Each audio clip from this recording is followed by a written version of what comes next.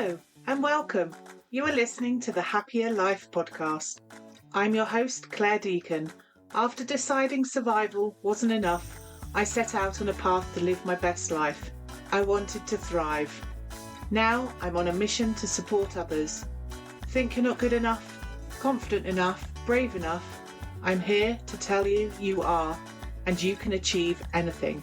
This is your time, so let's do this.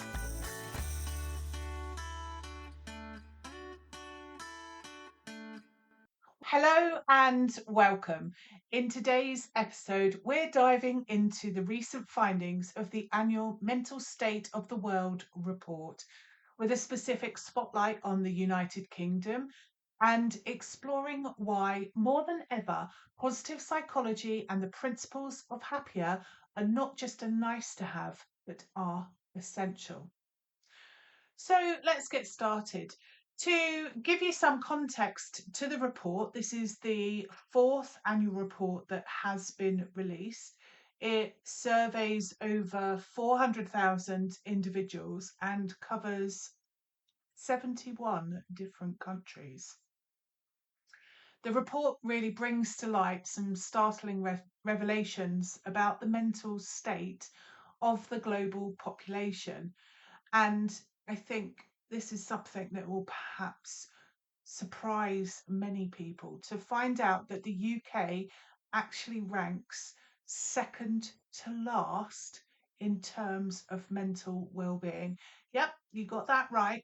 We came 70th out of 71 different countries in terms of the state of our mental well-being. Despite being a world leader in many aspects, the UK nation finds itself grappling with a mental health dilemma that has been exacerbated by the pandemic, but to be clear, was not caused by it. It's true that across the world there's been a dramatic decline in mental well-being between 2019 and 20, and that continued into 21. But concerningly, there has actually been no sign of recovery to people's mental health and well-being. It is also quite apparent from the study that it's actually in the less developed countries that they have better mental health. So this is something, quite intriguing to explore and discover. The report actually measures mental well-being as the ability of an individual to handle normal stresses and adversities of life and contribute productively to society. It reflects an individual's sense of how their inner state impacts their ability to function in day-to-day life. This is very different to other studies which measure feelings of happiness, of satisfaction. Whilst those studies consider a subjective feeling, which is more fluid and by nature difficult to measure, this report considers the real impact your mental health has on your well-being. So the report considers 6 core factors, and those factors include your emotional well-being, which is your ability to manage and regulate your emotions effectively and constructively so that it doesn't feel like what I talk about, that roller coaster ride of great highs and great lows, that you're able to effectively manage a smoother journey. The second factor is around social connections. And this is all about how you relate and interact with others and how you see yourself as being part of a community, something which the human population it's very important for us and for our survival. The third factor it considers is around your drive and motivation. It's about your ability to work towards goals and complete activities in your day to day life. The fourth factor is that mind body connection. And this is all about regulating that balance between your mind and your body so that both get the attention and consideration that they deserve. The fifth aspect is your cognition. So, this is all about your ability to mentally process events and also to maintain a longer term perspective, a wider view, so that you have that understanding and perspective of your thoughts and how it impacts on your behaviors. So it's doing things with consideration rather than an immediate response that may not have such consideration there, that there is some mental processing that takes place. And the final factor it takes into consideration is adaptability and resilience. So, this really covers the aspect of your ability to change your behaviors in response to challenges and setbacks. And often, resilience is described as that ability to bounce back from adversity. So, in total, the report measures 47 aspects of mental health around these factors. And from those results, it's able to give a score, and that relates to a mental health scale ranging from distressed to thriving. And the UK is scoring down in that distressed zone. So, what really causes a country like the UK to score so low?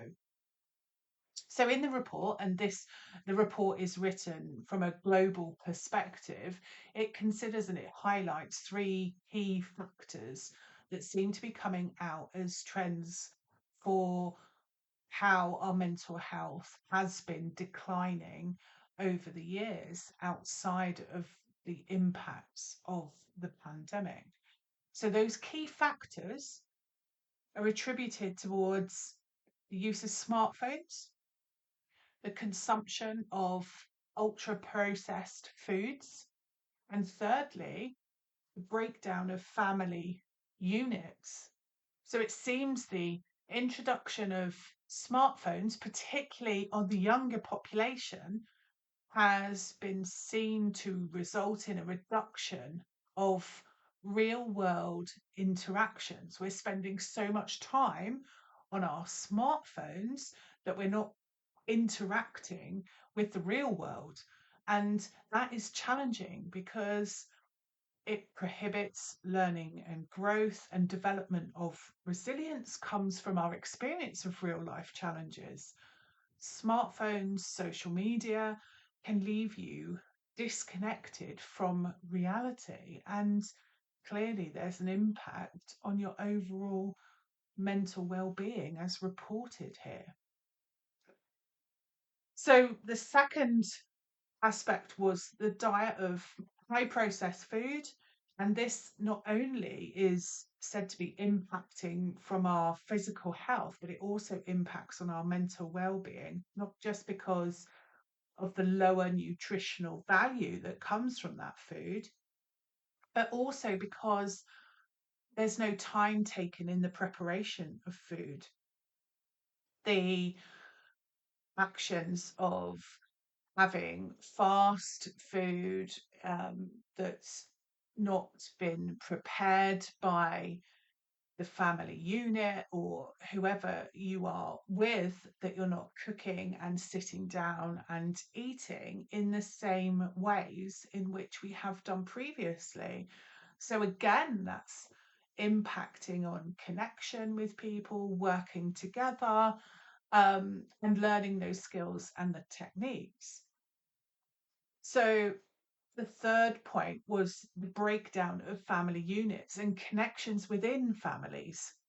And this really challenges our sense of safety and belonging. As humans, we are meant to be part of a pack. It's crucial to our survival.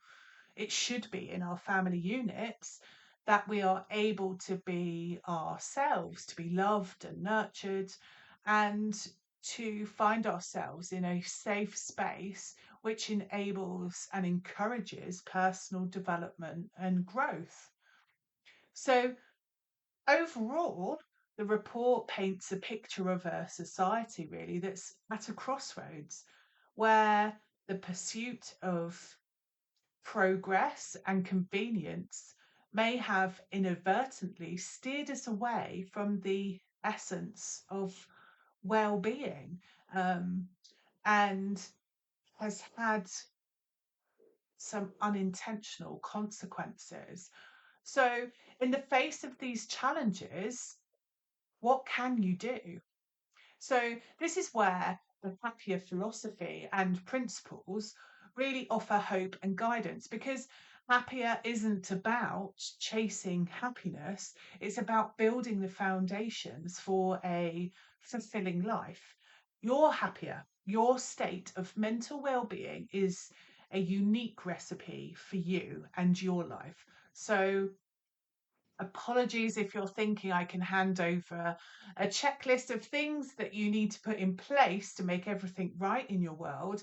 That isn't the case. That's why these facts that are talked about quite often, those three quick wins, don't have any sense of longevity about them. They're short-lived, they're quick wins, but you must do the real work. And the significant part of that is about challenging yourself to look deep within about who you are and what you really want from your life. Positive psychology is defined as the science of happiness, but this shouldn't be mistaken with the fleeting moments of joy that experiences and quick release hacks can give us. It's the science of your overall well-being, and this is embedded into the principles of Happier. The world has changed, and the need for the Happier philosophy and its core principles have never been more acute. At the top of the list of the principles is harmonizing your authenticity. This is about embracing your true self, rediscovering who you are, and shedding the layers of imposed expectations. So, what I mean by that is, as we go through life, we take on opinions and experiences, and in that time, we compromise and we adjust to fit in. And sometimes, even the smallest adjustments over the course of time can find us on a completely different path to the one that we intended. So, the first principle about is about really connecting with who you are, and working your way through from those compromises and the expectations of others that you have taken on board, and quite often unknowingly taken them on board. So the next principle from Happier that really supports your mental well-being is about amplifying your self-care. So this is about prioritizing your well-being, ensuring that all the elements that make up your sense of well-being are fully charged. Now, when I talk about all of the elements, I highlight four factors that are part of your self-care, and these include your physical, your emotional, your mental, and your social well-being. And if you want to learn more about this, then check out the Happier Survival Kit, which explains how these work on like a battery, and you need to use that energy, you need to recharge that energy, in order to optimize your mental well-being. So the next part of the principles that's there is about processing and releasing. All of us will experience adversity and trauma in our lives. Now, for those of you who perhaps have read my book, Blooming Happier, which was published earlier this year, you will know from that that trauma is not about the event that takes place. Trauma is about the consequences of what it leaves behind. So it's about the impact that it has on your physiological and your psychological well-being. It's the things that hinder your growth and the pursuit of your dreams. And this principle is all about acknowledging those things that are holding you back, about processing them and about releasing them, because events that have an adverse impact on you psychologically are held, they're stored in your body. We've seen the impact that they can have on your central nervous system, and how actually a lot of symptoms, a large proportion of them, are actually caused by a psychological impact on your well-being. So it's crucial that you process those and release them. So the next principle is about preserving your space. Now, this very much encompasses all of the work that I do around boundaries, about cultivating a supportive environment and surrounding yourself with the right people, those who can support you, who will lift you up, who will challenge you and help you grow. And importantly, they will also nurture you and give you a sense of safety and belonging. So, the next principle is about saying yes to your dreams, of daring to be bold and having the vision of what you want to have in your life. Because if you can envision what it is that you want, you know what you're aiming for, it gives you more of a sense of purpose. You know what you are trying to achieve, which goes back to that drive and motivation that we talked about as being one of the elements that's measured in this global report that impacts on your mental state. So, the final principle for Happier is about taking action. So you have that vision, so activating your life. So this is about taking those proactive steps to put in place your vision and make it your reality. The challenges that have been highlighted in the report are not just indicators of personal strife, but really highlight a societal shift that requires us to reevaluate what we value and how we define success and happiness for ourselves. And really, key to this and lies in the foundations of the principles of Appia and its philosophy is that each and every one of us are unique. Are We have individual desires, aspirations, wants, needs. We've had different experiences that put us all in a very unique position. And it's important to embrace that. So, with the challenges we're facing today, it's clear a shift that towards positive psychology and away from the illness ideology of our mental health system is not just beneficial, but it really is essential. I hope that's given you kind of a sense, really, of the philosophy and principles of Happier, and how that's related to this recent report that we have seen. So the report was published in March, at the beginning of March this year. Um, and you can check out, I've put the reference in the show notes for you to see.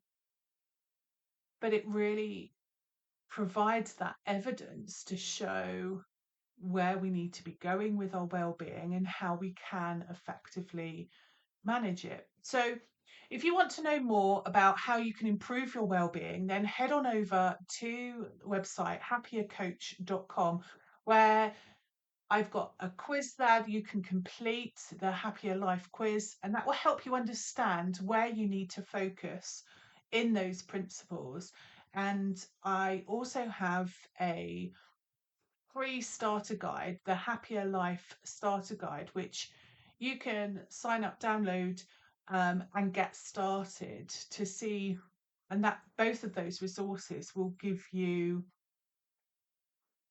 time to reflect and give you some indications of perhaps where you need to be supporting your own mental well-being. There are a whole wealth of resources that are available from Happier, and I shall leave the links for those in the show notes. So hopefully you've enjoyed this insight and quick whistle stop tour of Happier and the state of the global mental well-being and where the UK lies, which I have to say was quite surprising to find us so low. So don't forget to subscribe to the podcast so you can listen in and discover more ways in which you can live a happier life. Thanks for listening. If you've enjoyed this episode, ensure you hit subscribe, head on over to my website happiercoach.com, sign up for the weekly newsletter, and let me support you in living a happier life. I'm your host, Claire Deacon. Thank you for listening. Have a fabulous day.